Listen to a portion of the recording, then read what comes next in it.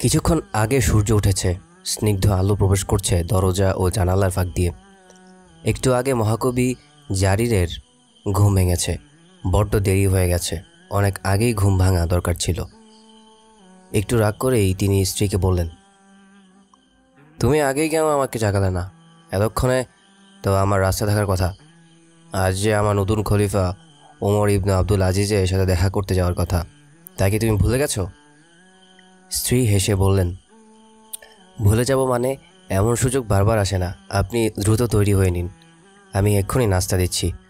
নতুন খলিফার সামনে কী কবিতা বলবেন ঠিক করেছেন কিছু? ছন্দ ও অন্তমিল সব ঠিক আছে তো? নতুন খলিফা ওমর ইবনে আব্দুল আজিজ কোনো মামুলি আদমি না।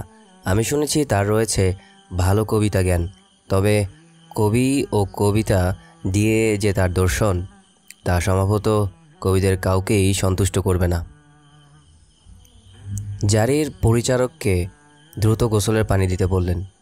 তারপর স্ত্রীর দিকে তাকিয়ে বললেন, আমার মনে হয় না কোনো রাজা বাদশাহ বা খলিফা কবি ও কবিতার সাথে দুশ্মনী রাখতে পারেন। কবিতা রাষ্ট্রের মুখপাত্র ও দর্পণ। রাজনীতি বলো আর কূটনীতি বলো, কার না কবিতার মতো ধারালো অস্ত্র প্রয়োজন? স্ত্রী বলল, অবশ্যই তিনি কবি ও কবিতার প্রতি শ্রদ্ধাশীল, কিন্তু বেশি কিছু আশা করাও ঠিক হবে না। জারির আশ্চর্য হয়ে বললেন, মানে? মানে হলো কবিতা যা দেয় পেতে চায় তার চেয়ে অনেক বেশি। এ যেন লম্বা একটা হাতের মতো, ধন দৌলতের দিকে প্রসারিত হতে বড্ড নিষ্পিস করে। ওমর ইবনে আব্দুল আজিজ আল্লাহর এক পূর্ণ বান্দা, তার সব কিছুই অবর্তিত আল্লাহর সন্তুষ্টিকে কেন্দ্র করে। সুতরাং তার খলিফা হওয়ার অর্থ হলো কবিদের সূর্যের অস্তগমন আর আলেম ওলামাদের সূর্যের উদয়ন। জারির তীক্ষ্ণ চোখে তাকালেন স্ত্রীর দিকে, বললেন, দূর, তুমি কিছুই জানো না। আরবরা কবিতা ছাড়া নিজেদেরকে কল্পনাই করতে পারে না। কবিতাই যদি না থাকতো তবে সাম্রাজ্যই তো নিষ্প্রভ দ্যুতিহীন। কবিতা সাম্রাজ্যেরই অংশ। সাম্রাজ্যের শৌর্যবীর্য ছন্দ পায় কি কবিতার ছন্দ ছাড়া, কবিতার বর্ণিল প্রকাশ ছাড়া? পেছনের ইতিহাসের দিকে তাকিয়ে দেখো না। না করলেও জারির স্ত্রীর কথায় ভিতরে ভিতরে বেশ হতাশা বোধ করতে লাগলেন। এদিকে নানা জোড়ে নানা কথাও বাড়িয়ে দিল তার এই হতাশাবোধ। এভাবে হতাশার অন্ধকারে ছেয়ে যাচ্ছিল তার আশার আকাশ। নেমে আসবে কি শেষ পর্যন্ত ঘোর অনামিশা? না, হতেই পারে না। আবার তার আশার আকাশটা রাঙা হয়ে ওঠে। আধার দূরে যায় পালিয়ে, জাগে পাখির গান। জারির মনে মনে সংকল্প করলেন, নতুন খলিফা ওমর ইবনে আব্দুল আজিজ এর শানে নিজের শ্রেষ্ঠ কবিতা আবৃত্তি করে শ্রেষ্ঠ নাজরানা লাভের স্বপ্নে তিনি আপ্লুত হন। তার সম্পর্কে যে যাই বলুক, তার বিশ্বাস হয় না। ওমর ইবনে আব্দুল আজিজ যখন হিজাজের গভর্নর ছিলেন, তখন তার শাসন ছিল ন্যায় ও কল্যাণে পরিপূর্ণ এবং ইনসাফ ও নূরে ভরপুর। তার এই সোনালী শাসন গেঁথে গিয়েছিল মানুষের হৃদয়ের গভীরে। যে কোনো সংকটেই ডাকতেন তিনি পরামর্শ সভা, যে কোনো সমস্যায় নিজেই ছুটে যেতেন তিনি উলামায়ে কেরামের সকাশে। সবার সাথেই ছিল তার গভীর সম্পর্ক। অপরদিকে যারা বিদ্রোহ করত, ষড়যন্ত্রে লিপ্ত হতো, তাদের বিরুদ্ধেও ব্যবস্থা নিতেন তিনি বড় নির্দয়ভাবে। এমন মহান মানুষ কি করে জুলুম আর অন্যায় করতে পারেন অন্যদের প্রতি? তাহলে কবি এবং কবিতা কেন বঞ্চিত হবে তার উদারতা থেকে? সুতরাং খলিফার কাছে তাকে যেতেই হবে অবিলম্বে। সাবেক খলিফা কবিদের নাজরানা দিতে দিতে রাজকোষ প্রায় খালি করে ফেলেছেন হয়তো। তাই এক্ষুনি না গেলে ফিরে আসতে হবে শূন্য হাতে। নতুন খলিফাকে বরণ করে নেয়ার এই শুভলগ্নে তিনি নাজরানা না পেলে পাবেন কি তবে কোনো শোক অনুষ্ঠানে? খলিফার বাসভবনের উদ্দেশ্যে মহাকবি জারির এগিয়ে চললেন। মনে তার উড়ে বেড়াচ্ছে সোনালি আশার মতো পায়রা। কখন তিনি ছন্দবদ্ধ কবিতা শ্লোকে শ্লোকে বরণ করে নেবেন নতুন খলিফাকে? কখন? আর কত দেরি? কখন দাঁড়াবেন তিনি বনি উমাইয়ার মহান খলিফা? ন্যায়ের প্রতীক এই বীর পুরুষের সামনে। মহাকবি জারিরকে অমন ঘটা করে নাজরানার জন্যে খলিফার দরবারে যেতে দেখে কত মানুষ বলেছিল কত কথা, কেউ বা ছুঁড়ে দিচ্ছিল বাঁকা বাঁকা কথা। এক বেদুইন যখন জারিরের সামনে এসে বলল, জারির, আপনার জন্য আমার ভীষণ দুঃখ হচ্ছে। বিশ্বাস করুন, খলিফার দরবার থেকে আপনি কিছুই নিয়ে আসতে পারবেন না। মানুষের সামনে তার প্রথম ভাষণ তিনি কি বলেছেন জানেন? তিনি বলেছেন, বনি উমাইয়ার খলিফারা তোমাদেরকে এমন অনেক দান করেছেন যা নেয়া তোমাদের ঠিক হয়নি এবং তাদের দেওয়াও ঠিক হয়নি। আজ আমি সেসব সম্পদের হিসাব করব এবং বাইতুল মালে জমা করব। শুরু করব আমার নিজের গৃহ থেকেই। জারির, এমন খলিফার কাছে আপনি তাহলে কি আশা বুক নিয়ে যাচ্ছেন? কবিতা বলে তার মন ভোলাবেন বলে? আমার মনে হয় না আপনি সফল হবেন। ইতিমধ্যে তিনি স্ত্রীর অলংকার নিয়ে গিয়ে বাইতুল মালে জমা করে ফেলেছেন। বনি উমাইয়ার এক দাপুটে ব্যক্তি এক খ্রিস্টানের জমি দখল করে নিয়েছিল। খলিফা খ্রিস্টানের পক্ষে অবস্থান নিয়ে তার জমি ফিরিয়ে দিয়েছেন। তার এই শুদ্ধি অভিযান থেকে কেউই রক্ষা পাচ্ছে না, এমনকি তার চাচাতো ভাইরাও না। তবু জারির থামলেন না, এগিয়েই গেলেন। তার হতাশা বারবার পরাজিত হলো তার প্রচণ্ড আশার কাছে। কেউ তাকে ফিরাতে পারল না, বরং নেতিবাচক যত খবর তিনি শুনছিলেন পথের দুধারের মানুষের কাছে, তাতে নতুন খলিফা সম্পর্কে তার শ্রদ্ধা ও সম্মান আরও বেড়ে গিয়েছিল। বারবার তিনি মুগ্ধ হচ্ছিলেন। তার হৃদয় কারণে চোখ মেলে তাকাচ্ছিল কলির পর কলি। সৌরভ ছড়াচ্ছিল ফুলের উপর ফুল। খলিফার দুনিয়া বিমুখতা ও মাহাত্ম্যের মাঝে তিনি দর্শনীয় কিছুই পেলেন না, বরং তার বিশ্বাস খলিফার বুদ্ধিমত্তা, বিচক্ষণতা, দুনিয়া বিরাগ ও চরিত্র সুষমা অবশ্যই কবি ও কবিতার অসম্মান করবে না। কবি জারির খলিফার মহলের সামনে গিয়ে থামলেন, কিন্তু বাড়ি তো নয়, পাখির বাসা। এর মতো মহল দেখে কবি বড় অবাক হলেন। ফটক আছে, কিন্তু ফটকে নেই কোনো প্রহরী দল, নেই পুলিশ বাহিনীও। এক মহান খলিফার বাসভবন এমন কোলাহল শূন্য, এমন অনাড়ম্বর, কি অদ্ভুত! জিন পরানো একটা ঘোড়া পর্যন্ত চোখে পড়ছে না। কোথাও নজরে পড়ছে না নতুন খলিফাকে বরণ করে নেয়ার কোনো আনন্দ ছবিটাও। প্রাসাদের ভেতর থেকেও ভেসে আসছে না কোনো আনন্দ সঙ্গীত, শোনা যাচ্ছে না কোনো বাদ্যযন্ত্রের আওয়াজও। কই, প্রাসাদের খিড়কি পথেও তো দেখা যায় না কোনো আনন্দোচ্ছল মুখ। চারদিকে কেমন যেন শুনশান নীরবতা, কি অদ্ভুত! এই যে ভাবাই যায় না। জারির প্রাসাদের আরও কাছে গেলেন, দেখলেন ফটকে দাঁড়িয়ে আছে একমাত্র প্রহরী। ভিতরে নেই কোনো কোলাহল, নজরে পড়ছে না রাজস্বিক কোনো জাঁকজমকও। শুধু মাঝে মধ্যে চোখে পড়ছে পরিচারকদের নীরব আনাগোনা এবং আলেম ওলামার ধীর স্থির ও শান্ত চলাফেরা। সব কিছু দেখে মনে হচ্ছিল খেলাফতের মসনদে যেন কোনো পরিবর্তনই আসেনি।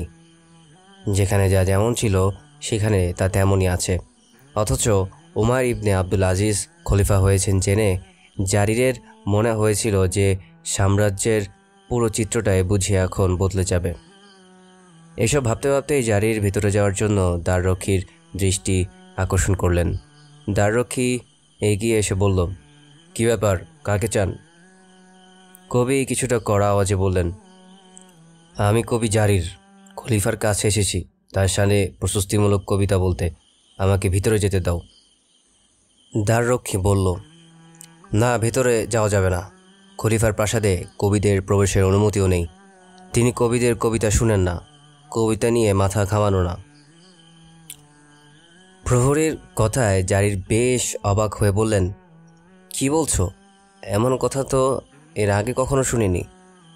হ্যাঁ, মানুষের হক ও অধিকার এবং সমস্যা ও সমাধান নিয়েই মহান খলিফা বেশি চিন্তা করেন।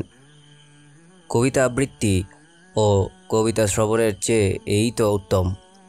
জারির হতাশ কণ্ঠে বললেন, খলিফা কি একসঙ্গে দুটি করতে পারেন না? তিনি তো কবিতাও শুনতে পারেন এবং মানুষের উপকারও করতে পারেন। দ্বাররক্ষী শ্লেষমাখা কণ্ঠে বলল, তোমাদের কবিরা কথায় বড্ড পাকা, কিন্তু কাজে একেবারে ফাঁকা।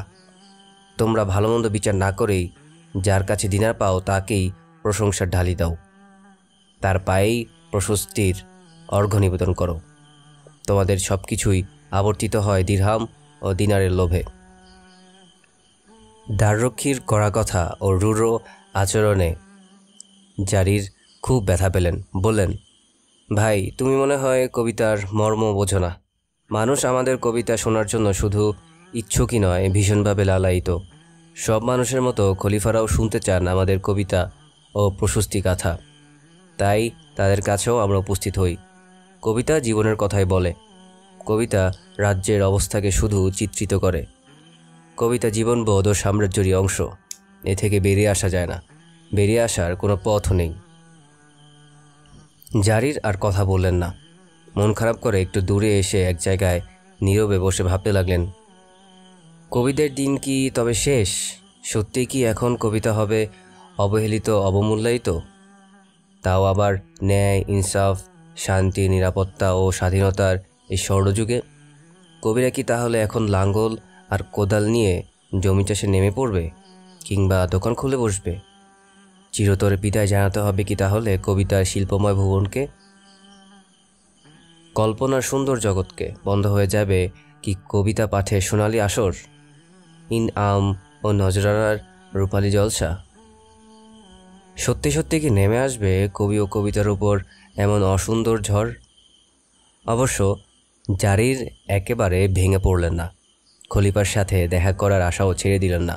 বসে বসে তিনি দ্বাররক্ষীর ওপর ফুঁসতে লাগলেন, আর কি করা যায় তা নিয়ে ভাবতে লাগলেন। চলতে লাগলো অপেক্ষার পালা, কাটতে লাগলো অপেক্ষা দুঃসহ প্রহর। হঠাৎ জারিরের দৃষ্টি পড়ল এক মশহুর মুফতি সাহেবের উপর। তিনি খলিফার মহলেই যাচ্ছিলেন। জারির প্রায় ছুটে এলেন তার কাছে। তাকে বললেন বড় কাতর কণ্ঠে, হে লম্বা পাগড়ি পরা কারি, আমাদের বসন্ত বিদায়। এখন তোমাদেরই ফুল ফোটাবার সময়। তোমার সাথে খলিফার দেখা হলে তাকে একটু জানাবে কি আমি এখানে বসে আছি নিরবচ্ছিন্ন অপেক্ষায়? মুফতি সাহেব মৃদু হেসে কবি জারিরকে আশ্বস্ত করে ভিতরে চলে গেলেন। গিয়ে খলিফাকে বললেন, আল্লাহর নবী কবিতা শুনেছেন এবং কবিদেরকে পুরস্কৃতও করেছেন। সুতরাং রাসূল যা করেছেন আপনি তা বর্জন করতে পারেন না।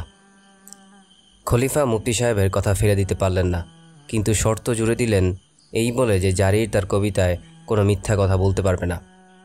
এই শর্ত কবি হিসেবে জারির জন্য বেশ কঠিন ছিল, কেননা কবিতা হলো শিল্প।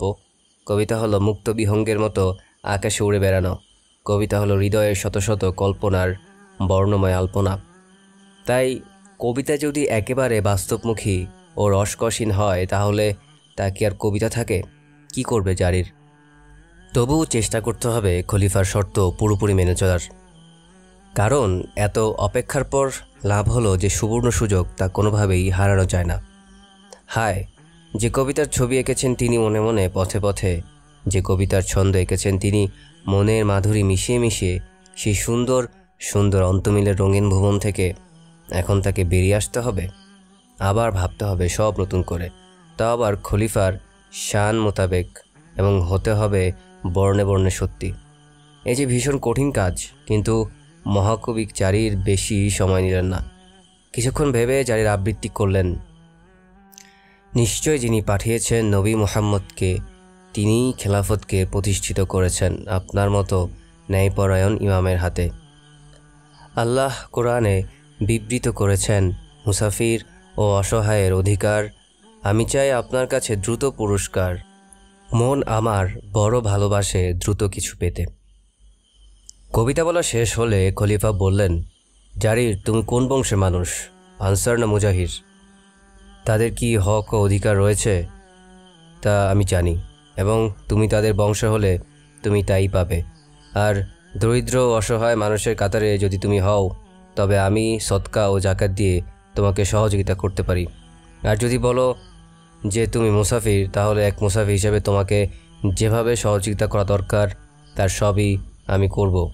ব্যবস্থা করব তোমার জন্যে বাড়ি পর্যন্ত পৌঁছে দেওয়ার যাবতীয় আয়োজন। শহরে না থাকলে শহরই পাবে, আর পথ খরচ না থাকলে পথ খরচও পাবে।